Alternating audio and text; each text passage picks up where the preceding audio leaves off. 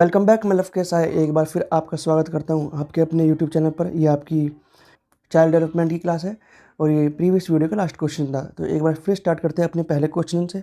आपका पहला प्रश्न है, अच्छे परिवार एवं समुदाय समाज से संबंध रखने वाले बालकों का विकास होता है। तो कैसे होता है? सामान्य से कम होता है, औसत होता है, या फिर उन बालकों से अच्छा जो अच्छे परिवार एवं समाज में नहीं रहते, या फिर फोर्थ ऑप्शन आपका उपरोक्त में से कोई नहीं। तो यहाँ पर जो आपका ऑप्शन नंबर है थर्ड सही होगा। ठीक है। नेक्स्ट क्वेश्चन है आपका, विकास की वर्तमान विचारधारा में निम्नलिखित में से किसका महत्व है? अब किसका महत्व है? केवल प्रकृति का, केवल पोषण का, या आपका हेरिडिटी और जो एनवायरनमेंट जो आपका टॉपिक है उससे है? तो प्रकृति और पोषण दोनों से है। तो यहाँ पर आपका थर्ड ऑप्शन ठीक होगा। अगला प्रश्न है आपका, बाल केंद्रित शिक्षा के समर्थक के तौर पर आपके अनुसार निम्नलिखित में से किसका महत्व सर्वाधिक है? अब किसका महत्व सबसे सबसे ज़्यादा है? पहला है, शिक्षक बालक के व्यक्तित्व का कहाँ तक विकास कर पाता है, इसका महत्व ज़्यादा है। या फिर शिक्षक कितना ज्ञानी, आकर्षक और गुणयुक्त है। थर्ड ऑप्शन आपका, शिक्षक अपने विद्यालय को कितना अधिक भव्य दर्शा पाने में सक्षम है, गलत। और फोर्थ ऑप्शन आपका, शिक्षक की पहचान का दायरा कितना विस्तृत है, तो ये भी नहीं होगा।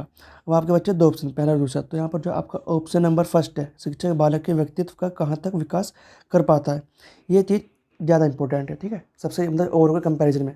तो यहाँ पर आपका जो फर्स्ट ऑप्शन है वो ठीक होगा। नेक्स्ट क्वेश्चन है आपका, बहुबुद्धि सिद्धांत को वैध नहीं माना जा सकता, क्योंकि अब उसे वैध क्यों नहीं माना जा सकता?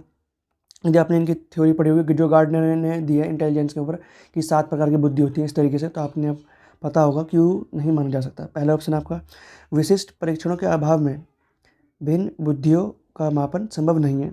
दूसरा ऑप्शन है आपका, यह सभी 7 बुद्धियों को समान महत्व नहीं देता है।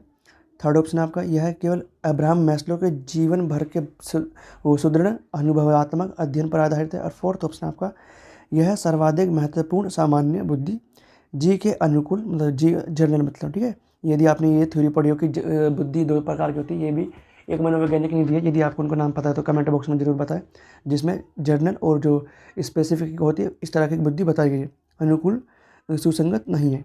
तो यहाँ पर जो आपका ऑप्शन नंबर फर्स्ट है, यहाँ पर आपका ऑप्शन नंबर जो फर्स्ट है वो ठीक होगा। ठीक है, जो वेद नहीं माना गया है। नेक्स्ट क्वेश्चन है आपका, किशोरों की सबसे नाजुक एवं संवेदनशील समस्या क्या होती है? तो आपको पता ही होगा।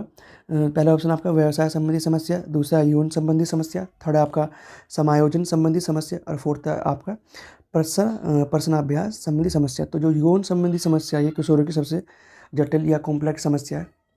ठीक है ना, क्योंकि ये समस्या ऐसी है जो किसी के साथ शेयर नहीं करते, और जिसके साथ भी शेयर करते हैं वो उनके ही साथ का बंदा होता है, और जब वो साथ का बंदा आता है उसमें भी बुद्धि आपकी जितनी ही होगी। ठीक है, तो वो कहीं ना कहीं गलत एडवाइस लेकर गलत कदम उठा लेते हैं। तो यहाँ पर आपका जो सेकंड ऑप्शन है वो ठीक होगा। नेक्स्ट क्वेश्चन है आपका, यदि किसी बालक द्वारा अभिव्यक्ति के लिए प्रयुक्त भाषा वाक्य संरचना की दृष्टि से तो सही है, किंतु अर्थ की दृष्टि से गलत है, तो इसे सुधारने के लिए आप क्या करेंगे? मतलब वाक्य संरचना की दृष्टि से तो ठीक है कि लैंग्वेज जो देखा गया, वो जो पहला आपका सब्जेक्ट आता है फिर वर्ब आती है, इस तरीके से तो सही लिखा हुआ है, लेकिन जब उसका अर्थ निकाल लें तो उसका अर्थ मीनिंगफुल सेंटेंस नहीं बन पा रहा। ठीक है, सही सीक्वेंस में लगे होने के बाद भी मतलब कहीं ना कहीं गलती है। तो इसे सुधारने के लिए आप क्या करेंगे? पहला ऑप्शन आपका, इसे उन वाक्यों से संबंधित व्याकरण के बारे में बताएंगे, या फिर उसे स्वयं उन वाक्यों को सही से बोलकर बताएंगे, या फिर थर्ड ऑप्शन आपका, इसे सही वाक्य संरचना के बारे में उसके साथी से ज्ञात करने के लिए कहेंगे, या फिर फोर्थ ऑप्शन, उसकी शिकायत उसके अभिभावक से करेंगे और उसके अभिभावक को यह सलाह देंगे कि अपने बच्चे को सही से बोलना सिखाए।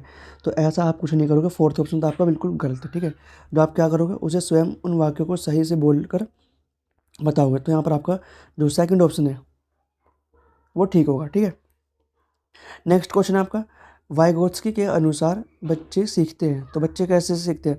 जब पुनर्बलन प्रदान किया जाता है, परिपक्व होने से, अनुकरण करने से, या समवयस्क और वयस्कों के साथ परस्पर क्रिया करने से। तो यहाँ पर आपका जो फोर्थ ऑप्शन है वो ठीक होगा। नेक्स्ट जो आपका क्वेश्चन है वो है, आप अपनी कक्षा में अपने शिक्षण के दौरान कड़ी मेहनत करते हैं, फिर भी आपकी कक्षा में काफ़ी विभिन्नता दिखाई पड़ती है, इसका कारण क्या हो सकता है? मतलब आप बहुत ही हार्डवर्क कर रहे हो, ठीक है ना, बच्चों को पढ़ा रहे हो, पूरी मेहनत कर रहे हो, लेकिन उसके बाद भी आपने जो पढ़ाया वो बच्चों ने कितना सीखा कितना नहीं सीखा, इनके बीच में बहुत विभिन्नता है। कुछ बच्चों ने कम सीखा, कुछ बच्चों ने ज़्यादा सीखा, लेकिन आपने तो मेहनत पूरी कर दी, तो उसका कारण क्या हो सकता है, आपको वो बताना है। पहला ऑप्शन है आपका, आपकी कक्षा के कुछ छात्र कक्षा में सो जाते हैं, ये तो होगा नहीं, ठीक है ना। दूसरा ऑप्शन है आपका, आपकी कक्षा के कुछ छात्र आपकी पसंद मतलब आपको पसंद नहीं करते, ये रीज़न भी वैलिड नहीं है। थर्ड ऑप्शन आपका, विभिन्न विभिन्न छात्रों में व्यक्ति गुण मतलब भिन्न भिन्न होते हैं। हाँ बिल्कुल ठीक, ये सभी बच्चे एक दूसरे से बिल्कुल भिन्न होते हैं, ठीक है ना। जैसे तो यहाँ पर आपको जो ऑप्शन नंबर थर्ड है वो यहाँ पर आपका सही है, ठीक है।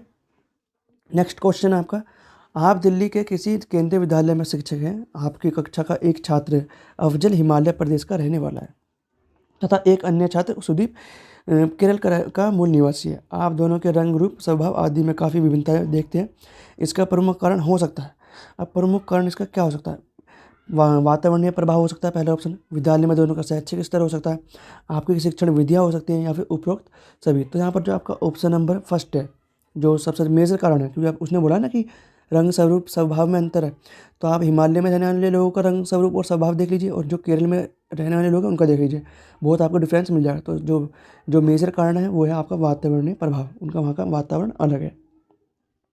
नेक्स्ट जो आपका क्वेश्चन है वो है, यदि कोई बालक सीखने की प्रक्रिया में कमज़ोर है तो उस स्थिति में अध्यापकों को कक्षा का आकार रखना चाहिए, कक्षा का आकार कम होना चाहिए, कक्षा का आकार अधिक होना चाहिए, कक्षा का आकार ना कम ना अधिक होना चाहिए, और फोर्थ ऑप्शन है आपका उपरोक्त में से कोई नहीं। तो यहाँ पर जो आपका ऑप्शन नंबर फर्स्ट है, कक्षा का आकार कम होना चाहिए, ये सही होगा, ठीक है ना। क्योंकि वो कोई बच्चा कमज़ोर है, आप उस पर ध्यान नहीं दे पाओगे, बहुत यदि ज़्यादा बच्चे हुए तो क्या पता बच्चा ज़्यादा बच्चों में बैठने के कारण खुद को ना बोल पाए, ठीक है ना, कुछ शर्म महसूस करे, ठीक है ना, अपने आप को अभिव्यक्त ना कर पाए, कम लोगों में तो एक बार के लिए क्या पता कर भी ले। तो बहुत सारे कारण हो सकते हैं अलग अलग, इसलिए कक्षा का आकार यदि कम होगा तो टीचर उतना ही ज़्यादा बच्चों पर ध्यान दे पाएगा, और खासकर इस बच्चे पर जो कमज़ोर है, ठीक है। नेक्स्ट जो आपका क्वेश्चन है वो है, जब वयस्क सहयोग से सामंजस्य कर लेते हैं तो वे बच्चे के वर्तमान स्तर के प्रदर्शन को संभावित क्षमता के स्तर के प्रदर्शन की तरफ प्रगति क्रम को सुगम बनाते हैं, इसे कहा जाता है। अब इसको क्या कहा जाता है आपको बताना है। पहला ऑप्शन आपका सहयोग देना, दूसरा है आपका सहभागी अधिगम, थर्ड ऑप्शन आपका सहयोगात्मक अधिगम, और फोर्थ ऑप्शन आपका समीपस्थ विकास, जिसे हम बोलते हैं जेडपीडी, ठीक है ना, समीपस्थ विकास का क्षेत्र, है ना, जोन ऑफ प्रोक्सिमल डेवलपमेंट। तो यहाँ पर जो इसे बोलते हैं सहयोग देना, ठीक है। तो यहाँ पर जो आपका ऑप्शन नंबर फर्स्ट है सहयोग देना, ये ठीक होगा। नेक्स्ट जो आपका क्वेश्चन है वो है, भारत में अधिकांश कक्षाएं बहुभाषी होती हैं, इसे शिक्षक द्वारा डैश के रूप में देखा जाना चाहिए। तो अब टीचर इसको कैसे देखेगा, मल्टी लैंग्वेज के बच्चे आते हैं क्लास में, तो परेशानी के रूप में, समस्या के रूप में, बाधा के रूप में, या संसाधन के रूप में। तो ये संसाधन के रूप में आएगा। स्टार्टिंग में दिक्कत हो सकती है टीचर को, ठीक है, लेकिन जैसे जैसे टाइम बीतता है वैसे वैसे टीचर को पता चलती है कि किसी पर्टिकुलर वर्ड को किसी बच्चे की लैंग्वेज में कुछ कहा जाता है और दूसरे बच्चे की लैंग्वेज में कुछ कहा जाता है, ठीक है। भाषा में अंतर है, चीज़ों के नाम में भी अंतर हो सकता है, तो इसलिए आपका यहाँ पर जो थर्ड ऑप्शन है वो ठीक है।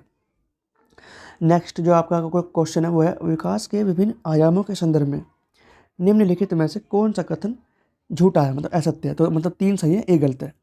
पहला है, विकास के विभिन्न आयामों के संदर्भ में बताना है। पहला आपका कल्पना करना, स्मरण करना, विचार करना, निरीक्षण करना, समस्या करना मतलब समस्या को सॉल्व करना, निर्णय लेना इत्यादि की योग्यता संज्ञानात्मक विकास के फलस्वरूप ही विकसित होती है। तो यहाँ पर आपका फर्स्ट ऑप्शन तो ठीक है कि जब आपका कोग्निटिव जो लेवल है, जो डेवलपमेंट है, उसके अंदर ही सारी चीज़ें आती हैं। सेकंड ऑप्शन है आपका, भाषा का विकास एक प्रकार का संज्ञानात्मक विकास है। थर्ड ऑप्शन है आपका, भाषाई मानसिक संवेगात्मक सामाजिक चारित्रिक विकास विभिन्न आयु स्तरों में समान प्रकार से होता है। तो समान प्रकार से तो नहीं होता, ठीक है, क्योंकि किसी एज में कोई सा ज़्यादा तेज लेवल से होता है, किसी एज में स्टेज में किसी में कम होता है, ठीक है। तो यहाँ पर जो आपका थर्ड ऑप्शन है वो गलत है, और असत्य ही पूछा था तो थर्ड ऑप्शन आपका असत्य है, मतलब गलत है। फोर्थ ऑप्शन है आपका, क्रियात्मक विकास का अर्थ होता है व्यक्ति की क्रियात्मक शक्तियों, क्षमताओं या योग्यताओं का विकास। तो यहाँ पर आपका फोर्थ ऑप्शन भी ठीक है, मतलब फर्स्ट, सेकंड और फोर्थ आपका ठीक है, लेकिन जो थर्ड ऑप्शन है वो आपका गलत है। नेक्स्ट जो आपका क्वेश्चन है वो है, हार्वर्ड गार्डनर का बुद्धि का सिद्धांत डैश पर बल देता है, किस पर बल देता है, शिक्षार्थियों में अनुबंधित कौशलों पर, सामान्य बुद्धि पर, विद्यालय में आवश्यक समान योग्यताओं पर, या प्रत्येक व्यक्ति की विलक्षण योग्यताओं पर। तो यहाँ पर जो आपका फोर्थ ऑप्शन है, प्रत्येक व्यक्ति की विलक्षण योग्यताओं पर डिपेंड करती है, ठीक है ना, जो हार्वर्ड गार्डनर का जो बुद्धि के सिद्धांत है, जिसमें उन्होंने 7 प्रकार की बुद्धि बताई गई है, अब तो शायद ज़्यादा होगी, ठीक है। तो यहाँ पर आपका जो फाइनल क्वेश्चन है इस वीडियो का वो है, सबसे अधिक गहन और जटिल समाजीकरण होता है? तो किशोरावस्था के दौरान होता है, पूर्व बाल्यावस्था के दौरान होता है, पूर्णावस्था तो नहीं होगा और व्यक्ति का पूरा जीवन भी नहीं होगा। तो यहाँ पर आपका थर्ड और फोर्थ ऑप्शन तो गलत है। तो यहाँ पर जो आपका सही ऑप्शन है वो है आपका किशोरावस्था। किशोरावस्था सबसे जटिल अवस्था बताई जाती है और इसमें बच्चा सब चीज़ सीख लेता है। ये मान लीजिए सब चीज़ का मतलब है कि जो जितनी उसको मुश्किलें जो फेस करनी होती है वो इसमें सीख लेता है कि मुझे आगे अब कैसे जीवन व्यतीत करना है। ठीक है ना। तो आज इस वीडियो में हमने आपके चाइल्ड डेवलपमेंट के 10 से 15 क्वेश्चन करें। यदि आप किसी भी टीचिंग एग्जाम की तैयारी कर रहे हैं तो हमारे चैनल को सब्सक्राइब करें ताकि आप उस पर्टिकुलर एग्जाम में ज़्यादा से ज़्यादा स्कोर कर सकें। इसी के साथ मैंने इस चैनल पर आपके ईवीएस पैडागोजी के साथ साथ हिंदी पैडागोजी और मैथ पैडागोजी की भी क्लासेस अपलोड कर रखी हैं। यदि आपने वो जाकर नहीं देखी है तो उन्हें जाकर जरूर देखें ताकि आप सीटेट जो आने वाला सीटेट है उसमें अच्छा स्कोर कर सकें। तो चलिए मिलते हैं नेक्स्ट वीडियो में।